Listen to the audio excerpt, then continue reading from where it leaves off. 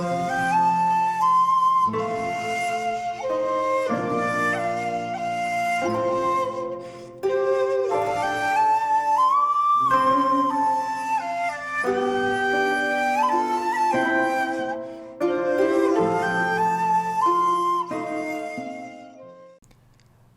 there, this is Solitary Ronin from Solitary Ronin Films, and welcome to another random review. This random review comes from Czechoslovakia, 1964, and it's Karl Zeman's A Jester's Tale. This is a second run DVD, because I believe it's not available in Blu-ray. I don't think it was in the Criterion Blu-ray set. I think that was Journey Through Time and Munchausen, An Invention for Destruction, but I could be wrong. There's no extras on the disc, but there is the second run booklet. And this is pretty wonderful, like all of Zeman's films. This is a U certificate. It's interesting that won in 1965 Cannes for films for children. It won Best Film, even although I wouldn't necessarily say it's a children's film. Co-written by Pavel Yuracek, who wrote Xari, XB1 and Daisies. Yeah, it's kind of bizarre after watching it to think that it was kind of seen as a children's film. It's actually one of the kind of most brutal kind of anti-war satires you're going to see, but because it's Zeman, it's so enjoyable. There's so many visual gags to look at. You might not notice the kind of really bitter satire underneath it. It's based around the 30 Years' War, and it is about just the pointlessness and stupidity of war, of the slaughter, of the indifference to the people in charge compared to the people on the ground who are getting slaughtered for very little point. It's pretty savage about people changing sides and whatever side's winning, as if winning a war is something that can actually be done on a philosophical standpoint. I mean, there's a perfect reflection of that when we see the two armies on either side and the two kind of leading officers in the middle going through the etiquette of we're about to run at you and slaughter you, and then across the river we see three women washing clothes in the river and singing a song, and it's a nice juxtaposition about why are we actually doing this. Again, I'm going to probably butcher some names, so I do apologise amongst any Czechs or Slovaks in the audience.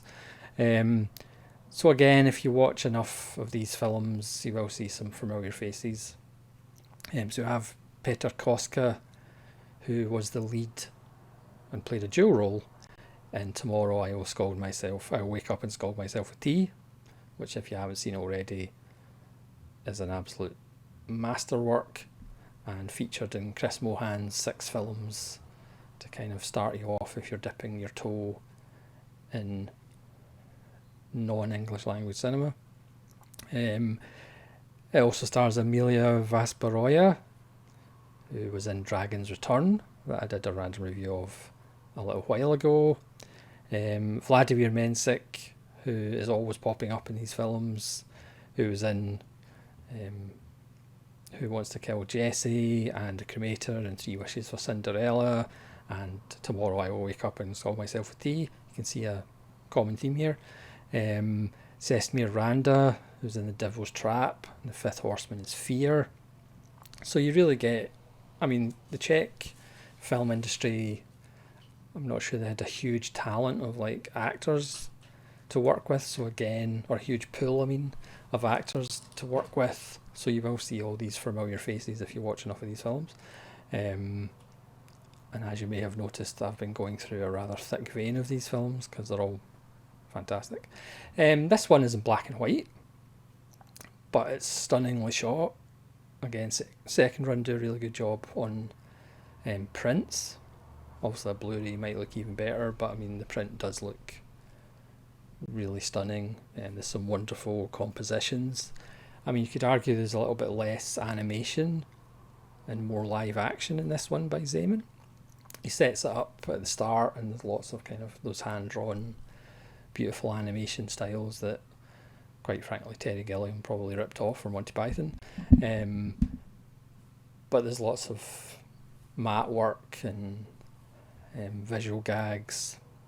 But there is, as the film progresses, it is kind of more live action with those kind of small kind of visual gags. Again, it is very enjoyable, but again, it's also pretty brutal in the satire of war.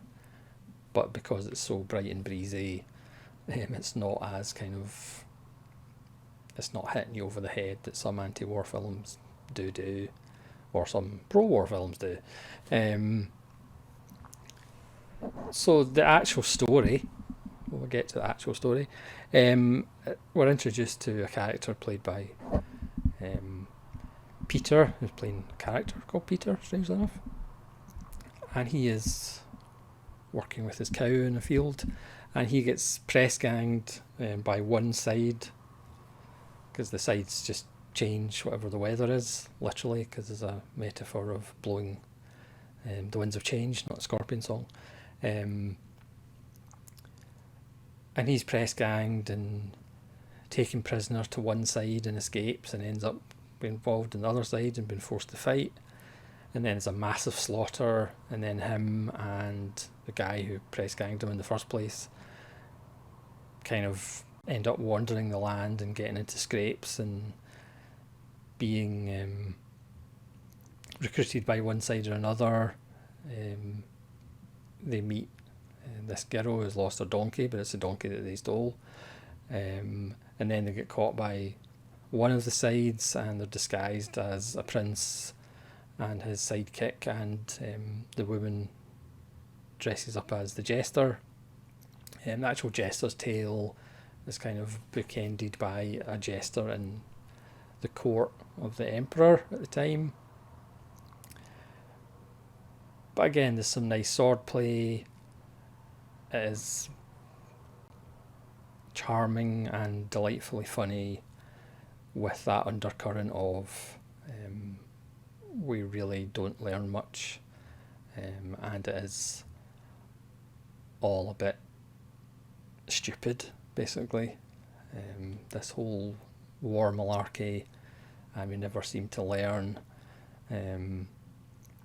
Obviously the reasons for World War II are a little bit different from perhaps like World War One, which this is probably more akin to just the kind of senseless slaughter, almost because the people in charge are bored and don't really have anything else to do. So let's just get lots of people to slaughter each other. And then there's a constant theme of we need to catch more peasants to fight for us, because everybody else seems to be dying, and we're running out of people to use as cannon fodder. But remember, it's a kids' film. It won at Cannes for Best Children's Film. It's an absolute joy. I'm not sure it's my favourite Zeman, because the favourite Zeman's pretty much the last one you watched, I think. Or the John Sayles rule, as I like to say. But hopefully one day it will get a Blu-ray. I'm not sure why it hasn't, considering obviously Criterion have released the Blu-ray pack of his other films, and Second Run obviously have them in Blu-ray as well. So here's hoping, because it is an absolute joy in that black and white cinematography. If you're a fan of compositions, there is a kind of Bergman-esque element to the compositions in the way he shoots the countryside, especially, and trees. It is very Seventh Seal, and it is absolutely gorgeous even on the DVD.